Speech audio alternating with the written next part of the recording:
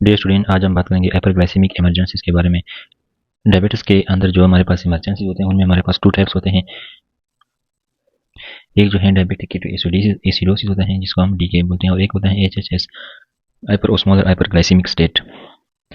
सबसे पहले let's discuss about DK है डायबिटिक कीटोएसिडोसिस। पहले डीके के बारे में डिस्कशन कर लेते हैं। डीके है जो है, डीके का मतलब क्या है, डायबिटिक कीटोएसिडोसिस।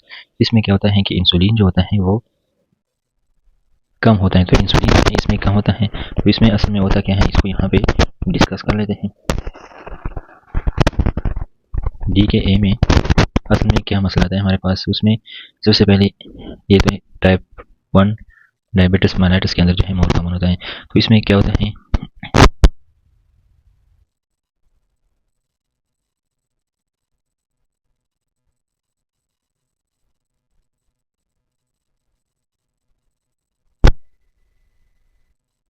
जो होता है शुगर जो होता है मसल के अंदर नहीं जाता। हमें पता है कि जो इंसुलिन है वो शुगर को क्या करता है, मसल के अंदर ले जाता है। सो इंसुलिनोपीनिया में क्या होता है, low level of insulin will present in the blood, और इस वजह से शुगर जो होता है मसल के अंदर नहीं जाता। तो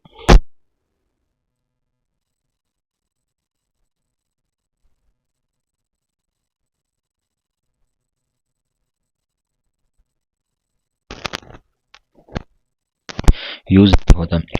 तो इस वजह से फिर क्या होता है, जो टिश्यूज हैं उनको शुगर नहीं जाता, उन टिश्यू को क्या जाता है, एनर्जी की रिक्वायरमेंट ज़्यादा हो जाती है।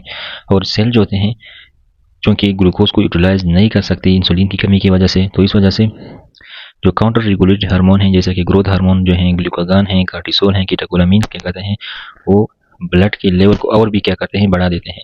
क्यों बढ़ा देते हैं, क्योंकि बॉडी सोचती है, ये बॉडी थिंक कि शुगर जो है कम है, टिश्यूज को शुगर नहीं जा रहा, तो बॉडी थिंक के शुगर कम है, तो ग्लूकागान, कार्टिसोल, ग्रोथ हार्मोन ये जो है रिलीज हो जाते हैं, और ये मजीद क्या करते हैं, ग्लूकोज लेवल को इंक्रीज करता है। तो if sugar can not enter the body, then what will happen, then increase energy requirements to tissues। Muscle को या टिश्यूज को एनर्जी की ज़रूरत ज़्यादा होती है, और जो ग्रोथ हार्मोन है, कार्टिसोल है, और इसके अलावा जो हमारे पास मेन जो है ग्लूकागॉन जो है, ये क्या करते हैं, इंक्रीज शुगर लेवल,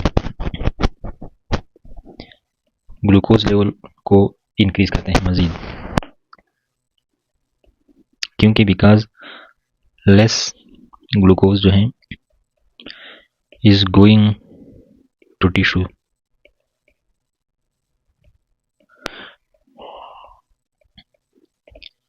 टिश्यूज को जो है ग्लूकोज कम जा रहे हैं, तो इस वजह से कार्टिसोल, ग्लूकागॉन और ये जो ग्रोथ हार्मोन ये क्या करते हैं, शुगर लेवल को मजीद भी बढ़ा देता है। फिर क्या होता है, जो फैट्स होते हैं उनका क्या होता है, फैट्स जो होते हैं उनका ऑक्सीडेशन होता है। क्या होता है, ऑक्सीडेशन, यानी ग्लूकोज जो होते हैं वो बॉडी यूज़ नहीं कर सकते, तो एनर्जी रिक्वायरमेंट बढ़ जाती है, तो फैट्स को यूज़ करते हैं बॉडी। जो बॉडी की जो टिश्यूज हैं वो ग्लूकोज को यूज़ नहीं कर सकते, so body tissue start to use fats. So oxidation of fats when occur, then FFA free fatty acid जो है वो क्या होता है, जनरेट हो जाते हैं, फ्री फैटी एसिड जनरेट्स। तो फ्री फैटी एसिड जब जनरेट होते हैं तो इनसे फिर क्या बनते हैं, कीटोन्स बनते हैं। इसकी ब्रेकडाउन से कीटोन्स बनते हैं। So from the breakdown of a free fatty acid, ketone are found, and it causes acidic pH, and this will damage the blood-brain barrier, और metabolic acidosis जो है हो सकती है। तो इस वजह से क्या होगा,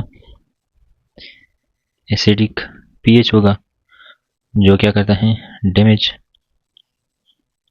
blood brain barrier, and result in metabolic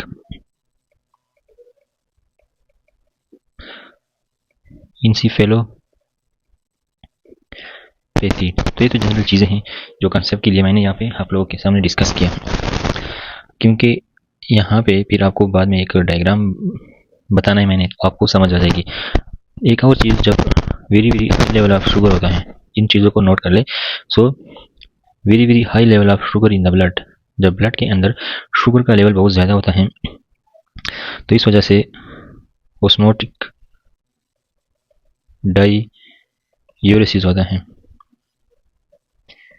यानी इसका मतलब ये है कि जब शुगर ब्लड के अंदर ज़्यादा होता है तो यूरिन के अंदर भी ब्लड ज़्यादा होता है, तो यूरिन अपने साथ जो है ग्लूकोज को लाते हैं और वो ग्लूकोज ज़्यादा पानी को अपने साथ ले आता है, तो इस वजह से यूरिन जो है ज़्यादा प्रोड्यूस होता है, that is called osmotic diuresis, यानी यूरिन के अंदर ग्लूकोज होता है और वो high level of glucose in the urine attract more water and excretion of a large number of urine occur. तो इस वजह से डिहाइड्रेशन के चांसेस बढ़ जाते हैं, dehydration. So dehydration will occur in this case. ये जो है हमारे पास क्या है, डीके है। अब इसके ऊपर हम और भी डिस्कशन करेंगे।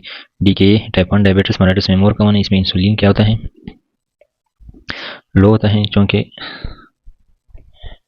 इंसुलिनोपेनिया। तो हमें पता है कि जो इंसुलिन है वो क्या होता है, टाइप 1 डायबिटीज मेलाइटिस में लो होता है, बीटा सेल जो है डिस्ट्रॉय होते हैं, शुगर जो होता है फिर can not enter the muscle cell, क्योंकि इंसुलिन का काम ये है कि वो शुगर को इंसुलिन मसल के अंदर लाता है। इंक्रीज रिक्वायरमेंट टू टिश्यूज, जो टिश्यूज हैं वो क्या करते हैं, ज़्यादा ग्लूकोज, यानी उसको एनर्जी की ज़रूरत होती है, एनर्जी की जो टिश्यूज होते हैं उनको ज़्यादा एनर्जी की ज़रूरत है, क्योंकि ग्लूकोज जो है टिश्यूज के अंदर नहीं आता। तो इसकी रिस्पांस में ग्रोथ हार्मोन कार्टिसोल ग्लूकागोन जो है हाई करता है शुगर के लेवल को, क्योंकि लेस ग्लूकोज जो है टिश्यूज को जाता है। तो टिश्यूज समझते हैं कि क्या है, बॉडी के अंदर ब्लड के अंदर ग्लूकोज लेवल कम है, तो इसके रिस्पांस में ग्रोथ हार्मोन कार्टिसोल ग्लूकागोन ये लेवल इंक्रीज करता है। तो ग्लूकोज यानी जो कार्बोहाइड्रेट है वो तो एनर्जी के तौर पर हम यूज़ नहीं कर सकते डायबिटिक कीटोसिस में। तो असल में क्या होता है कि जो फैट्स हैं उसकी ऑक्सीडेशन होती है, वो फ्री फैटी एसिड प्रोड्यूस करते हैं और फिर फ्री फैटी एसिड से कीटोन्स बनते हैं। कीटोन जो है एसिडिक एनवायरनमेंट क्रिएट करते हैं और ये जो एसिडिक पीएच है वो क्या करते हैं, ब्लड ब्रेन बैरियर को डैमेज करते हैं और इस वजह से मेटाबॉलिक इंसुफिलोपैथी हो जाती है। इसके बाद जो है ये जो very very high level of glucose in the blood क्या करता है, फिर यूरिन में हाई लेवल ऑफ ग्लूकोज होगा और ये अपने साथ पानी जाता है, दैट इज ऑस्मोटिक डाययूरेसिस, और ये क्या करता है, इंक्रीज करता है चांसेस ऑफ डिहाइड्रेशन। सो यहाँ पे भी डिस्कस कर लेते हैं क्या होता है insulin.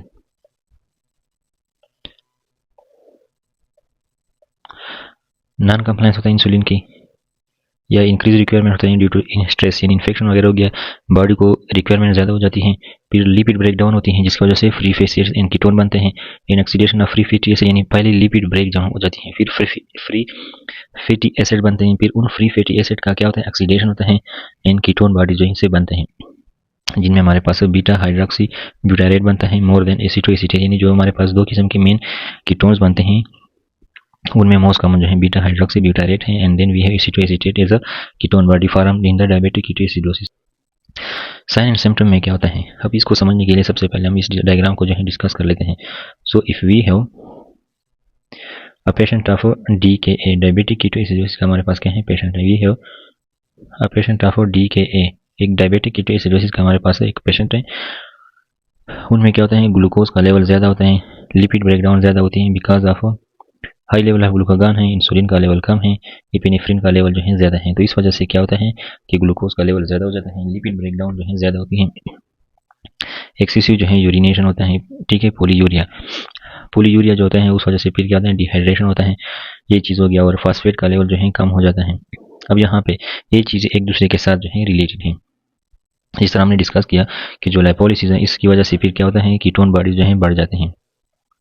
So increase ketone bodies, यानी लिपिड से फैटी एसिड से कीटोन बॉडीज प्रोड्यूस होते हैं। तो ये जो हाई लेवल ऑफ कीटोन है वो क्या करता है, ये जो एसिडिटी क्रिएट करता है।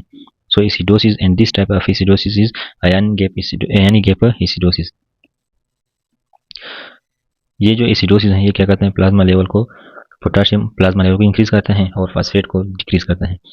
इस तरह ये जो कीटोन्स हैं ये फ्रूटी ब्रीथ, ठीक है, खास करते हैं, और स्मॉल ब्रीथिंग जो है वो जाती है बंद की, यानी डीप ब्रीथिंग को स्मॉल ब्रीथिंग कहते हैं, और इस तरह एक इसका जो है फ्रूटी ब्रीथ होगा, यानी बेड स्मेल होगा, बेड ब्रीथ होगा। इस तरह एपिनेफ्रिन के लेवल जब ज़्यादा होते हैं तो वो जीएटी मोटिलिटी को डिक्रीज करते हैं, और इस वजह से डायबिटिक पेशेंट के अंदर एब्डोमिनल पेन, नोसिया और वोमिटिंग इंक्रीज होती हैं। तो ये कुछ sign symptom which occur inside the diabetic ketoacidosis. इसमें यहाँ पे एक और चीज़ है कि जो इंसुलिन होता है वो कम होता है और कीटोन जो होते हैं डीके के अंदर बनते हैं। डीके इज डेडली डिलीरियम साइकोसिस होगा, इसके अंदर small breathing, inspiration which mean deep and rapid breathing, जिसको हम क्या बोलते हैं स्मॉल ब्रीथिंग। एब्डोमिनल पेन क्यों होगा, नाज़िया एंड वोमिटिंग क्यों होगा, क्योंकि एपिनेफ्रिन ज़्यादा होते हैं और उस वजह से जीएटी मोटिलिटी कम होती है। डिहाइड्रेशन ज़्यादा होगा, डाययूरेटिस ऑस्मोटिक डाययूरेसिस जो है होता है। फ्रूटी ब्रीथ होगा, ये सारी चीज़ें मैंने डिस्कस की अभी इस डायग्राम में। Fruity breath will occur because of the ketones harder due to exhale acetone, यानी जो बाहर हम कीटोन जो बॉडी के अंदर बनते हैं उसको हम जब एक्सहेल करते हैं तो इस वजह से ये ब्रीथिंग होगा। लेब क्या होंगे, लेब फाइंडिंग में हमारे पास एक तो जो ग्लूकोज का लेवल है वो ज़्यादा होगा। So there will be hyperglycaemia. Increase hydrogen ion मतलब ये है कि एसिडिटी जो है ज़्यादा होगी, पीएच जो है कम होगा, बाइकार्बोनेट जो है कम होगा, और आयनिक गैप मेटाबॉलिक एसिडोसिस जो इसके अंदर होगा। Increase urine and blood ketone level, यानी यूरिन और ब्लड दोनों के अंदर जो कीटोन का लेवल है वो ज़्यादा हो जाता है, और ल्यूकोसाइटोसिस भी हो जाती है। नॉर्मल और हाई पोटाशियम, पोटाशियम का जो लेवल है इट में बी नॉर्मल और high but depleted intracellular potassium, यानी जो सेल के अंदर पोटाशियम वो कम होते हैं due to transcellular shift from decrease insulin and acidosis. हमें याद होना चाहिए कि ये क्या है, let's say this is a tissue and this is blood vessel. इसके अंदर जो पोटाशियम होता है, इंसुलिन क्या करता है, insulin shift potassium from blood into tissue. तो अगर पोटाशियम इंसुलिन कम होगा तो ब्लड जो है पोटाशियम जो है ब्लड के अंदर ज़्यादा होगा या नॉर्मल होगा, और टिश्यूज के अंदर कम होगा। So there be then osmotic diuresis होगा। ऑस्मोटिक डायूरेसिस का मतलब कि ग्लूकोज लेवल जो है यूरिन के अंदर ज़्यादा होता है, तो इस वजह से एक्सेसिव यूरिनेशन जो है होती है, and that is because of high level of glucose. Increase potassium loss in the, potassium का लॉस जो है यूरिन में ज़्यादा होगा, एंड टोटल बॉडी पोटाशियम जो है कम होगा। इसमें कॉम्प्लिकेशन क्या होंगी फिर, लाइफ थ्रेटनिंग म्यूकोरमाइकोसिस है जो कि एक इन्फेक्शन है, cerebral oedema and cardiac arrhythmia जो है ये इसके अंदर हो सकती हैं। ट्रीटमेंट दोनों का सेम है। अब हम डिस्कस करते हैं हाइपरओस्मोलर हाइपरग्लाइसेमिक स्टेज। ये जो है टाइप 2 डायबिटीज मेलिटस में ज़्यादा होता है, और इसमें ग्लूकोज का लेवल बहुत ज़्यादा होता है, लेकिन इसमें कीटोन बॉडीज एसिडिटी वगैरह नहीं होती। लेकिन इसमें क्या होता है, प्रोफाउंड हाइपरग्लाइसीमिया होता है, एक्सेसिव ऑस्मोटिक डायूरेसिस होता है, क्योंकि ग्लूकोज का लेवल डायबिटिक कीटोसिस के मुकाबले में भी यहाँ पे ज़्यादा होता है। डिहाइड्रेशन होगा, सेम मैकेनिज्म है, इंक्रीज सीरम ऑस्मोलिटी होगा, and that is hyperosmolar hyperglycemic state. यानी इसमें नाम से जाहिर है कि जो सीरम है, जो ब्लड है, उसकी ऑस्मोलिटी ज़्यादा होगी because of high level of glucose. Glucose की ज़्यादा लेवल की वजह से ऑस्मोलिटी ज़्यादा होगी, और hyperglycaemic same because of high level of glucose. Classically seen in older patient, यानी ओल्डर पेशेंट है, हमें पता है कि टाइप 2 डायबिटिक के पेशेंट जो हैं ओल्डर होते हैं, and limited ability to drink, या वो लोग जो ज़्यादा पी नहीं सकते, यानी एक बूढ़ा है वो घर में अकेला रहते हैं, वो पानी पीने के लिए बार बार नहीं उठ सकता, तो उस वजह से क्या होता है, और वो डायबिटिक भी हैं तो उनमें ये जो है HSS के चांसेस ज़्यादा हो जाते हैं। इसमें क्या होगा, इंसुलिन तो इसमें मौजूद है, यानी टाइप 2 डायबिटीज मेलिटस के जो पेशेंट होते हैं उनमें क्या होता है कि इंसुलिन रेजिस्टेंस होता है, तो इंसुलिन तो प्रेजेंट होता है और कीटोन जो होते हैं इसमें एब्सेंट होते हैं। क्लिनिकल फीचर में यहाँ पे हम क्या देखेंगे, सिर्फ हाई लेवल ऑफ ग्लूकोज है तो एक्सेसिव थर्स्ट होगा, ठीक है, हाइपरओस्मोलरिटी है, पोलीयूरिया होगा, यूरिन जो है ज़्यादा प्रोड्यूस होता है, लिथर्जी होगा, फोकल न्यूरोलॉजिकल डिफिसिट होगा, एंड सीजर। इसमें क्या होता है, जो लेब वैल्यू है इसमें high level of glyce sugar होगा ब्लड के अंदर which is more than 600 milligram per decilitre, this is more than DK है। इंक्रीज सीरम ऑस्मोलरिटी 320 से ज़्यादा होगा। पीएच इसमें नॉर्मल होता है, no acidosis and no ketones, जिस तरह मैंने पहले बता दिया। नॉर्मल हाल increase serum potassium, decrease intracellular potassium, यहाँ पे सेल के अंदर पोटाशियम कम होगा, डिक्रीज इंट्रासेलुलर पोटाशियम, इसमें पोटाशियम जो है सेल के अंदर कम होता है क्योंकि ये इंसुलिन जो है वो काम नहीं करता। इसमें कोमा और डेथ हो सकता है if it is left untreated. तो इसके बाद ट्रीटमेंट में हम क्या देते हैं, एक तो हॉस्पिटल ट्रीटमेंट में हम एक अलग सा प्रोटोकॉल, लेकिन उसकी इस लेवल पे ज़रूरत नहीं है, और प्रैक्टिकल लाइफ में आप जो है सीख जाएंगे कि डीके का जो है ट्रीटमेंट प्रोटोकॉल क्या है, नॉर्मल सेलाइन देते हैं, क्या देते हैं, ये सारी चीज़ें हम उधर पढ़ेंगे। तो ट्रीटमेंट में IV फ्लूइड जिसमें मोस्टली नॉर्मल सेलाइन देते हैं, IV इंसुलिन और पोटाशियम देते हैं ताकि जो इंट्रासेलुलर ठीक है potassium to deplete intracellular store. Glucose जो है कभी कभी ज़रूरी होता है to prevent hypoglycaemia from insulin therapy, यानी जब हम इंसुलिन देते हैं तो जब इंसुलिन ज़्यादा देते हैं कभी कभी गलती से, ठीक है, या बेहतियाती से, तो इंसुलिन हाई लेवल जो होता है वो हाइपोग्लाइसीमिया भी काज कर सकता है। तो इस वजह से हम क्या देते हैं, ग्लूकोज भी देते हैं ताकि जो हाइपोग्लाइसीमिया हुआ है उसको जो है हम नॉर्मलाइज कर सकें। इसके अलावा जो है HSS का जो आंसर है वो क्या है, इंसीडियस इन आंसेट, जो इसका आंसेट है वो क्या है, इंसीडियस आंसेट है। इसका HSS का जो आंसेट है वो क्या होता है, इंसीडियस होता है, और पेशेंट जो होता है usually present in unconscious and unresponsive